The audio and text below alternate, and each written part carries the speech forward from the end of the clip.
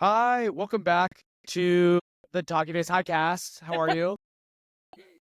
I'm great. Great. Welcome back to Talking Phase, where we dive into the fun intersection of business, health, wellness, and dating. Whatever your goal, we've got you covered.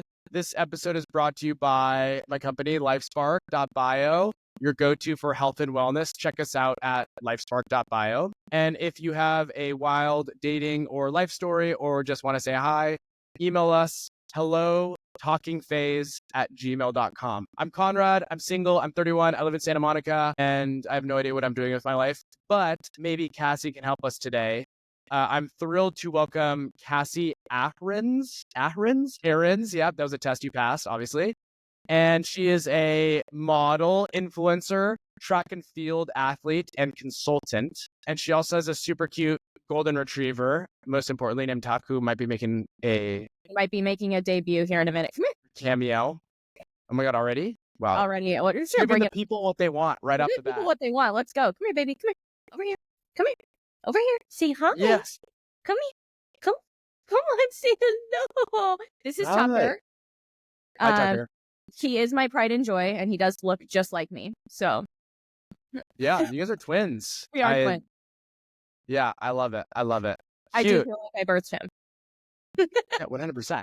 I love it. Okay, Cass, we met Tucker. We can just end the pod now, or you can tell us a little bit about yourself. Yeah. So I live in San Diego. We could probably end the podcast, but I just want to give the people a little bit more about what they want. So I live in San Diego. I am 28 and single. I'm not 31 yet. I'm not quite there, but I'm still someday. It'll be me one day. I work in medical sales and consulting in the plastic surgery industry. I've been in this industry about 5 years. Of course, I'm a dog mom. I'm really into fitness, and I used to be a track and field athlete. Amazing. So you kind of do it all. We're going to get into it. Track and field athlete, model, influencer, consultant, dog mom. How would you describe your life right now if you had to boil it down to one word? A little chaotic, I fear that it's just like balancing everything is kind of difficult sometimes. But I think that's how your late 20s are supposed to feel. But I don't know about you, but all of my friends are like getting married on their second kid. And I'm like, I'm living in Southern California. Like, let's go. I have a dog. I got to know, where I'm going to be next week. But so that's pretty funny, but chaotic, a little untraditional right now. Yeah, I feel that. If it makes you feel any better, I'm 31 and my best friend's resolution was to have another child. And my resolution was to start a podcast. So it's pretty disparate life stages. You're doing the damn thing though. Exactly. We're here. Yeah, so you have an awesome social media presence. We'll get there, but you're also a career woman. What's the vibe? It's actually kind of crazy. So I wanted to be an oncologist. Kind of wild, kind of a big, 180 flip. But short answer, I was working towards that for several years. I was applying to medical school, applying to PA school, and then I just kind of had a moment where I was like, this is really sad. I can't watch people die all the time. And I got into the exact opposite thing, plastic surgery, kind of by happenstance during COVID. And I have loved it ever since I started. It's been really fun. It's a great industry. It's like really fun to work with really hot people all the time. So yeah, I was in San Diego last weekend. My parents evacuated from the fires. We don't need to go there. They're okay. But I was with my cousin who I started coming with, and we walked into a building and we went to this meeting. And long story short, there was a company there that was like a plastic surgery company, and it was like the most attractive women I've ever seen in my life. Okay. So did you shoot your shot? No, I was too nervous. You're just scared, boy. That's why you're 31 and single. Well, no, there was like 20 people in this conference room and they were all super attractive. And we had a meeting and I was just like, if I had a business card, I would have slid it under the door. But come on, Conrad. I'm blowing it. But so you are an athlete. You broke your back in college. Yeah. Yeah. Walk me through that. That's insane. And how have the aftershocks or after effects been as a former athlete? Yeah. So, we've chatted about this before. You were a former athlete. You get a lot of the same things. You know, it's so interesting having your life dedicated to a sport for so long and then just having it go away. It's just like super strange. But long story short, I broke my back in college, like my lower back, my L4, L5 vertebrae, and ended up having a rehab from it. It was just basically from too much running, which is crazy. I know I ran like 100 miles a week in college and was just crazy. And I actually re-injured my back last week, which is super not fun, but kind of with something similar. But yeah, the after effects of college are so interesting because you don't realize like normal people didn't do what we did to our body for 8 to 10 years. You know, I ran post collegiately, kind of professionally after college for a year. And I realized like, oh, wow, it's like not normal to get up at like 5:30 in the morning and like have a stretch routine and then like have to hike. Like, it's just, that's not like normal in our society. Yeah. And so I think that's been a lot of like what I've learned, like since, you know, leaving, like, I guess, elite athletics. I still work out a ton, so I haven't really fully left it. But yeah, after effects are kind of crazy. I feel like 80-21. So Yeah. That's accurate. I'd give you 21 for sure. If you were in that room of all the surgery people, I would have been intimidated. Really? Okay, good. Yeah. I Yeah. like to hear that. No, Would you? it's good. It's good. It's a compliment. I love it. Okay. And then track and field, what events did you do? Yeah. And what was your biggest accomplishment? Hit me. Yeah, so I was a 5K, 10K athlete. So I started as a walk-on to the team. It's kind of super interesting. I wasn't like fantastic in high school. I was good, but the school I went to was very, very good. And I basically begged to be on the team. My coach was like, if this girl will stop like emailing me, I'll let her on the team. And then I became their like most important scorer for 4 years in a row and was in like a 7-time national qualifier and had a very, very successful career and proved everybody wrong. So if you learn anything from this podcast, it's just go for things that people tell you to do. Wait, so you effectively got onto the track team by cold emailing. Like, that's sales 101. Oh, yep. I started at a young age. So I actually remember when I committed. I had committed to a school in Southern California called University of the Redlands. That's like a D3 school, not that great. I would have been like their best runner on the team. And then I called my coach on the leg press. I remember it vividly. It was at Gold's Gym. I was slaying. Like 18-year-old me. I was like, hell yeah. And I was like, hey, like I committed, but I will decommit, which as you know, is kind of like, even if it's not D1, it's kind of frowned upon to decommit. And I was like, if you give me an opportunity right now, I'll make sure it's worth your time. And she was like, I know I'm going to regret this, but I'll send over your offer letter. And we hung up and I committed that night on the leg press. That's epic. Yeah, I know. Yeah. And we ended up like, she was amazing. Like one of like the biggest like influential people in my life. Loved her. She was an incredible coach. But yeah, I literally had to like harass her to make the sale. Yeah. Wait, that's amazing. Okay. So then you go to school, you run, you crush it, and you then run professionally. Like what does that even mean? So running professionally is kind of interesting because I don't really even know what people classify as professional because there's a lot of professional runners. So you have to get, be good enough to be accepted onto like a team, like an elite team where someone's like, I'll agree to coach you, right? And then you get there and it's like every woman for themselves, every man for themselves.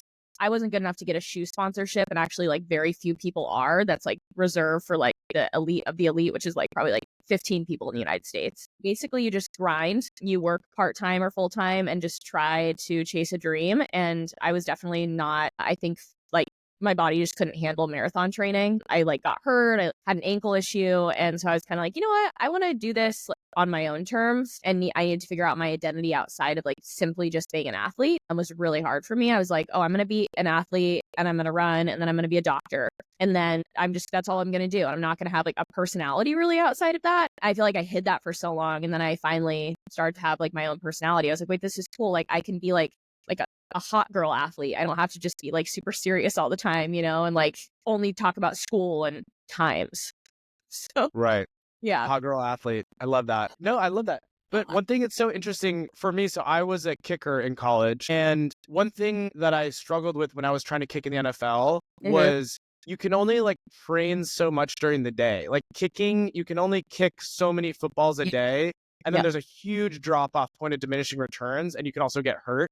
So I imagine with running, it's the exact same, right? Like you can only train a couple hours a day. It's not like you can just run for 12 hours every day. No, right? No. And then it's like, I mean, I know girls that did like 4 hours of cross training after their 3-hour run. That was, then it is a full-time job. I can't even stress that enough. But I got to the point where I was like spending 4.5 hours on the bike while I was injured. And I was like, what am I doing? Like, I'm so miserable. I have no purpose. And something with like the marathon and with the longer distances is it's not so much like kind of like kicking. It's like you can do everything you can to make yourself as good as you possibly can be. And you could still show up and there could be things absolutely outside of your control that ruin your day. And like with like the marathon or the longer distances, like you get maybe 2 shots a year. So, they're kind of like SOL at that point. Totally. And I was like, I can't really live like this. Like I need to have like a real job and like a real, and not to say being a professional athlete isn't a real job. If you're getting paid for it, I was not. So it was kind of one of those things. It was like a dream and super fun to be able to like know all the people that are, really good. But yeah, not for me. Yeah, semantics. So Yeah. then you're obviously a fit gal. Mhm. I follow you on social media. We actually met through TikTok. I actually cold called you on TikTok. You did. You did a great. You're very good at the cold email, Yeah. cold message. Mhm. But I see that you are very active. You work out a lot. What's your routine now? How do you stay fit as a former professional athlete? Yeah, so I work out every day. I'm like huge with fitness in general. Since I'm injured right now, it's been a little interesting. I've been walking a lot, like 13,000 steps a day. But trying to basically, I tried to lift like 3 to 4 times a week. I actually work out at a gym in San Diego called It Factor. It's pretty cool. It's altitude stimulated gym. Nice. Shout out at Factor. This isn't Sponsor the sponsored pod. by the What's the pod? What's the pod? What's the pod? Keep going. Sorry. but I've really liked the community I've built there. I think I missed that for so long because I run every day and I typically do some sort of cardio every day. But I mean, being a part of a team is like, again, your whole identity. Like that's where all your friends are. That's the hardest thing, removing yourself from like elite athletics or being part of a team, is like you don't have those like built-in friends that kind of have to see you even if they don't want to. And so having this gym has been super fun and I've loved going there. So I go there about 3 or 4 times a week. I love Pilates. I'm like, every blonde girl in their like late 20s, like, I love Pilates, and it's their entire personality, and it also is my entire personality. So I'm not different. But you literally took the words out of my mouth, by the way. Like every attractive girl in Southern California does Pilates. Like yeah, there's no outlier. It's every single person. it's every single, yeah. I'm like, if you don't do Pilates and you're hot, I'm like, you gotta get in that studio, girl. Like I don't know what you're doing. You're probably just not hot. You're probably just not hot. You weren't hot doing Pilates. I love Pilates because I feel like it's so good for like the little muscles that like we never work in like during athletics, like running. I never worked like the tiny muscles, and I love Pilates. I think it's so fun. It's super expensive, but like everything's expensive. So I'm like, why not invest in yourself? Yeah. Money's not real. It's made up by the government. Anyways. It's so fake. Like everything's fake. Come on. Plus you're investing in yourself. Like, Exactly. come on. I'm huge on that. So We're on the health topic. Okay. What's your like hack to stay healthy? And I know you obviously work out a lot, so I'm not discounting that. right. But is there any like little thing that you do? Yeah, so I'm like a super holistic eater. So I know everyone's on like the carnivore kick right now. I actually really do fuck with the carnivore diet. I'm a big fan, but I try to eat whole foods. So I really try to like anything that comes from a bag, I try to say no to at all costs. I eat a lot of like meat, fruit, veggies, dates, like things like that. But I think my biggest hack to being healthy and just holistic in general is like do what you can with the time you have and eat as healthy as you can with what you have in front of you. And I think people make it so complicated where they're on a work trip and they can't work out for an hour in the morning. So they're just going to do nothing. Instead, work out for 10 minutes and go walk for 10 minutes, go get a quick arm lift in. I've had several days where I've had to be at a meeting at 6 a.m. and I did a 10-minute HIIT workout and it was still a workout. I got my workout in. So doing what you can with what you have and just also not like, I hate 75 hard. I don't know if you're doing it, but I hate the whole concept. I think it's so annoying. I'm like, the all or nothing mentality is the reason why we have like so many obese people in this country, because that's like what happens. Yeah. Hot take. Hey, hot take. That's what we're here for. I feel like to your point, that 10-minute HIIT workout really resonates because I think there is something about like starting your metabolism with some movement, right? Like in the morning, even if you can just get going a little bit, it's like getting that metabolism going, even if it's like a 10-minute walk. I work out 7 days a week like you, and I always work out in the morning. Yeah. And there is science, right? You see like Huberman where you're cleaning out all the glycogen in your muscles, right? And then your body is then able to go and help with everything else. And so I love that. I think that's really good advice. Speaking my language, Huberman, love him. Love him. Daddy Huberman. I know. Okay. Kind of a vibe shift. So shift the vibe. Why did you start making content? You have great content. How did that start? It's super funny. So right before COVID started, I actually lived in like a pseudo content house. A lot of people don't know this, but I moved out to California and I lived in this house full of like 4 girls, and we all lost our jobs and we were like, hell yeah, TikTok. Like, this thing's cool. You know, we were doing like the dances, like everything cringy you could possibly like. Do you remember like walked in the house? Like, Yeah.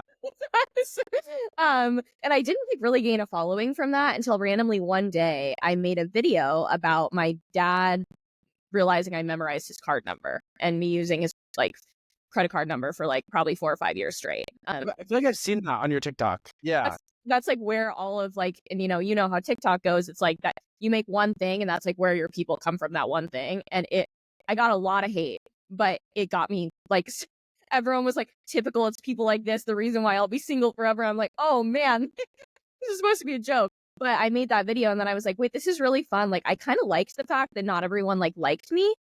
I kind of liked the controversy where people were like, you like this girl. And I'm like, I didn't really say anything, but I just like to like see what people had to say.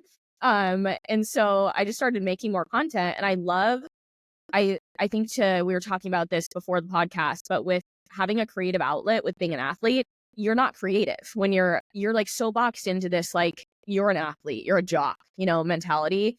And I never did anything creative like my whole life. Like I, you know, like painted here and there, like all girls do. But like once I started to realize like social media is such a like therapeutic outlet for me. It's so like, I love curating my Instagram feed. Like I take so much pride in that. I love getting inspiration from other people. And then I love TikTok is just different. I can't go away because it's like my therapy, but I like to say whatever I want on TikTok. Instagram's like, comes like one step towards corporate, you know, TikTok's like Wild West. I want to be able to be myself. And I feel like everyone feels like that on TikTok. So it's nice. Yeah. I mean, 2 quick things. One, I totally agree. TikTok is very much content driven. So you could have 1 follower and still get 1 million views. Yeah. Where Instagram, I feel, is like follower driven, right? Whatever you make is going to be pushed to your followers. And so that feels weirder to me, where I don't want to be like, hey, you know, what's up? I'm selling this stuff on Instagram, but on TikTok, it's like, who cares? Yeah. But one thing you said in there, I have to just circle back to. Cass, you basically just said, I love the haters. I do. That's what you said. I do. I love haters. I do. That's a clip right there. Yeah. Jeez. Can we talk about that? Like, where does that, you love the haters. What do you want to tell the haters right now? They're watching you right now. I think this stems back to what we were talking about before. I'm like, I love people that think like, don't like think you can do something or like want to doubt you. Like that drives me. Like that is like, you know, it might be a little toxic, but like, I've always loved when someone's like, yeah, you can't do that. Like, you're a girl, like you're blonde, like you're dumb. Go watch me, like I'll recite this. And I think too, like there's just like a subconscious like wanting to prove yourself that comes with like track, that comes with, you know, trying to be an influencer, even doing like some of the small modeling jobs I've done. It's like all of it's very comparison based. Having anyone that doubts you is just kind of like nice because it fuels that fire. Because no one that didn't like being compared would be like a track and field athlete. I want to be influencer and a model. So just kind of one of those things. Well, I want everyone to comment something mean about Cass because it's gonna motivate you. It's mean because it's the intention of fueling the fire. You know, you achieving your hopes and dreams. Right. No, I love it. I love that. So what do you think is the biggest like misunderstanding? You're an attractive girl. You're obviously super smart, very athletic. What do people not get right about you? Yeah. So I think I've struggled with this so much in the corporate world is that you can be hot, you can be funny, you can be like say slay, and you can still be really smart. And people have a hard time realizing that they all exist in one person. I've had so many conversations with my mentors about this, and like, I'm not willing to sacrifice who I am as like a person to become the person I want other people to like think that I am. So I'm not going to hop on here and be all corporate and be like, good afternoon, you know, because that's not me. And I think that I'm going to build more of a brand and more authenticity and connect with more people if I'm myself while being smart and while being a businesswoman. And you can have all things at once. And I think that we just live in a society that maybe people haven't been, you know, strong enough or realized that like, oh, I can do that because people tell them they can't. And I love when people tell me I can't do things because I just do it. Anyways. Yeah. No, I get it. We live in a society for sure. So you're a rising star, rising influencer. I would not be surprised if a couple months from now you have like 10 million followers. What's your take on influencer thirst traps and stuff because you do a good job of being good looking, but not like posting pictures of your butt. So I'm like that's always been like anti my brand. Just, that has never been my thing. But I'm like, you know what? Like the Montana boys, I'm like, I'll subscribe, like and subscribe. I'm in. So I'm Shout out like, Montana boys. yeah. I'm like, what's his name? Mark? If you want my number. But no, but I think that if it's working for you, I think a lot of it is money driven, right? Like if you're making a living posting pictures with your shirt off, singing to a country song, like please keep going because like that's amazing. For me, it's just never been my brand. So I never wanted to show up as someone that I wasn't. But it is like a lot of times that's the easier means to an end for women, which I think is hard and complicated because it's like you want to show up and be like, oh, I'm like smart and cool and all these things. But then I might have more followers if I just started posting with less clothes on. But for me, I'm like, I am it's never aligned with like what I wanted to come across as. And just being in the corporate world and stuff, I still want people to respect me. And unfortunately, we live in a society where you kind of can't have both. But yeah, I'm all for it. If it's working for you, like do it. Cringe for me, but like not cringe for anybody else. They want to do it, especially the Same. Montana boys. They can't stop. No, we won't let them stop. But I think to your point, like I started making TikToks with the intention of growing my company and like no one engaged. And then when I started posting stuff about like dating and more intimate type stuff, which if you'd have asked me that a year ago, like Conrad, would you ever make TikToks about like dating? I would have laughed in your face. Like, what? But the world now is driven by content, right? And media and Absolutely creators. true. Yeah. And I think you got to kind of be in the game or be a part of it somehow, right? And Yeah. so we want to be in the game. Yeah. Be in the game or watch the game, play. I always want to be in the game. I don't want to Exactly. We watch the game. Yeah, absolutely not. So Cass, what's your take on dating? How's dating in San Diego? It's so bad, Conrad. It's so bad. I think that this place is so interesting. It's like a fairy tale place. So it's like people in San Diego are not living real life. I'm sure everyone's seen the video, but it's not real life. Like LA is even more real life, I feel like, but it's literally like fairyland here. And the men are like fairies too. And pretty much everyone is just sort of like it's just a very non-committal place. So people aren't like interested in like, relationships and stuff. I mean, it's so beautiful. Everyone's hot. Why would you? I get it. I grew up in like a really tiny town in Colorado, like on a ranch. And so I was raised around a lot of like people that got married at like 18. And so for me, like being single at 28 with no kids, I'm like around people that never want to settle down. I'm like, this is crazy. Like, what is happening? Again, San Diego, a lot of hot people. No one wants to settle down or no one wants like to be in a committed relationship. Yeah. Okay, well, let's make it happen then. We'll clip this. Cass, give me your one sentence summary of, pitching yourself. Why should someone in San Diego take you on a date? Because the guys are going to see this. And me. That's a really good answer. Mic drop. That's a really good answer. Okay, I respect that. What do you look for in a guy, in a partner? Yeah. That's a good question because I feel like I've gone back and forth and done a lot of soul searching with this topic. Because I'm like, what am I looking for? And I feel like everyone's like, I want a nice guy. Like, okay, everybody wants a nice guy. I don't know if I want boring. Yeah, exactly. I'm like vanilla. Like, I don't want a nice guy.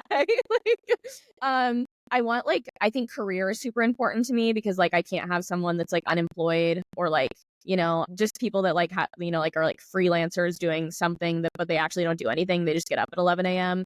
Not my vibe. I'm too driven for that. I need somebody that can kind of like feed off of me and like we can feed off each other's energy. So I think career super important, physical attraction. They've got to be hot. I love an athlete. I don't really think I could date someone that wasn't an athlete in some capacity, like whether that was in college or high school. Honestly, probably just in college. I've only ever dated people that were athletes in college just because I feel like it's such a big part of my personality. Maybe I make it part of my personality, but people that like had a normal college experience, I'm like, no way. Like I can't really relate to them as much. They had more experience doing other things that I never got to do. So I guess that not a deal breaker, but like athletic, good job, doesn't need to be a nice guy, but nice to me. Yep. Hot, athlete, smart, driven. Yeah.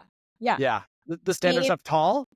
So I have a hot take on this. I'm like 5'11" and above. I don't care if you're 5'11". Oh my God, I thought you said you're 5'11". No. I'm 5'4". I'm the perfect height.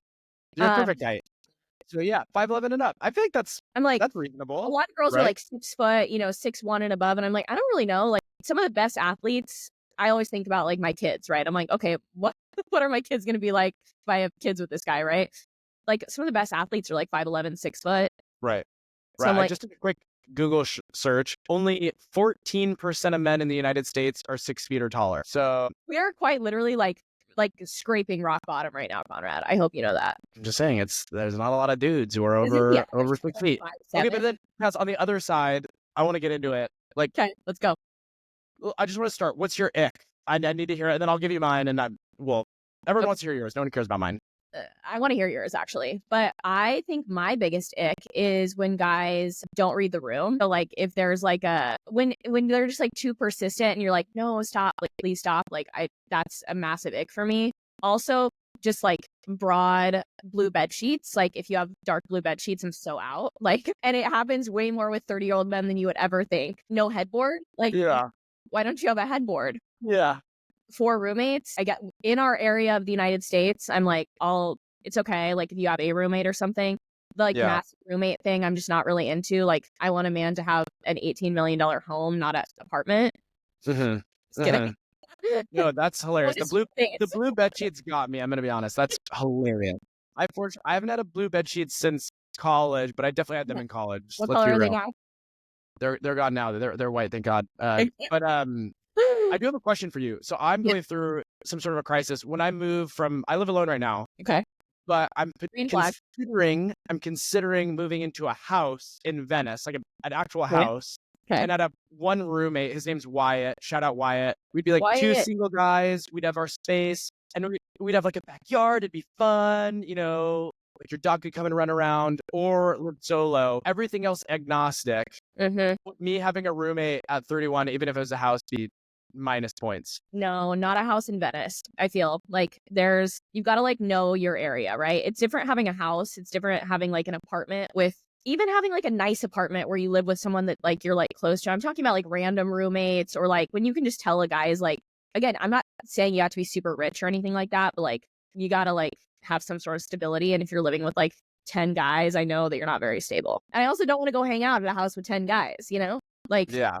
Maybe just on like Friday nights, like pre-game, and then go to the bars. True. But I'm like, we're too old for that, right? Yeah.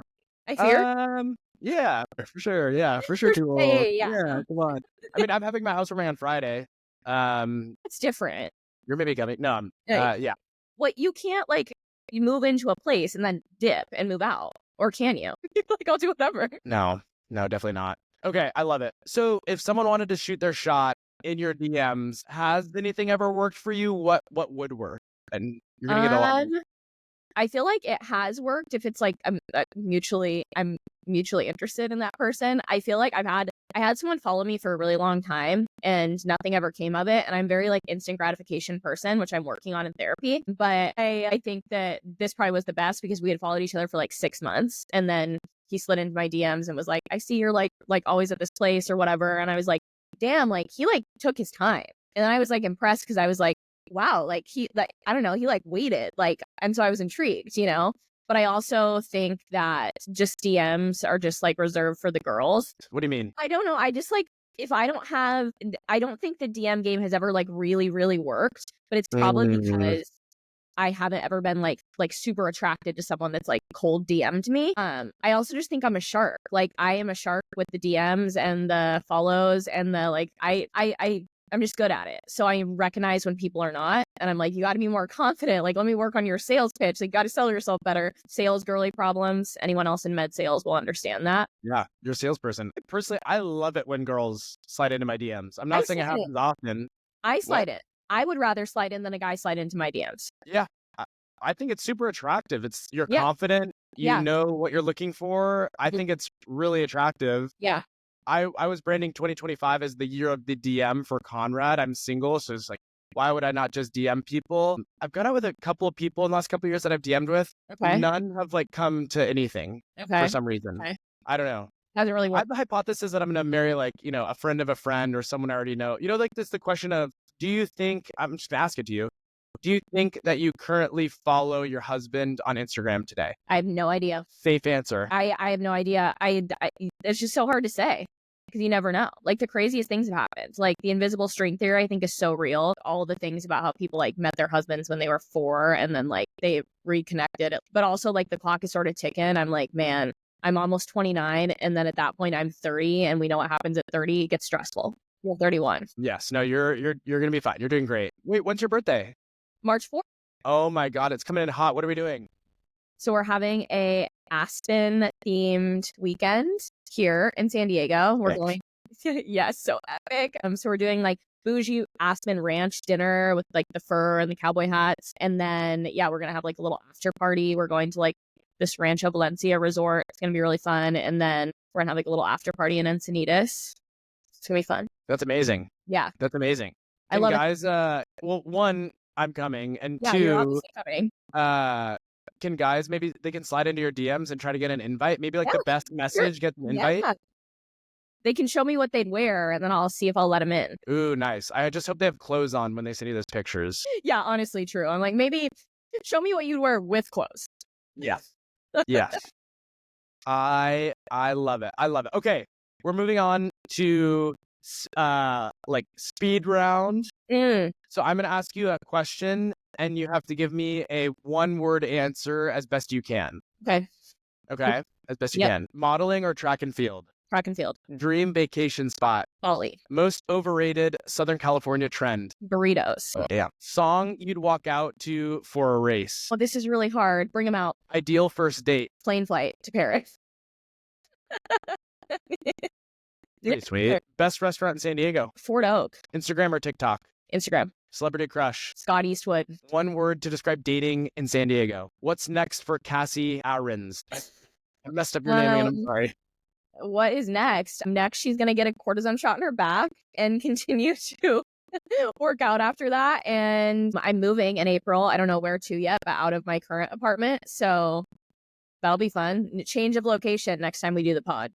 Nice. Los Angeles bound. What's your biggest turn on? Like veins in arms, arm veins. Yeah. Okay. Worst excuse you've said to get out of a date or going out with someone? I was stuck on calls. Nice. Checks out. Hottest thing someone's ever said to you? I like when people compliment my eyes because I like blue eyes and that's like my entire personality. Like, so I'm like, I love when people say they like my eyes. Phone call or texting only before first date? Phone call. If you have a weird voice, I'm not going. For fair. Most awkward place you've been hit on? With my dad at the airport. Yeah. Flirting in the gym, yes or no? Yes. Queen. Craziest thing you've done to get a man's attention? Oh, Mike.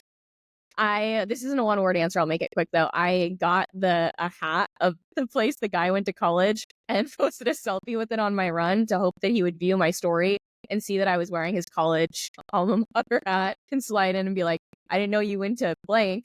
Yeah, it didn't work. That is very creative. I will give that to you. Wow.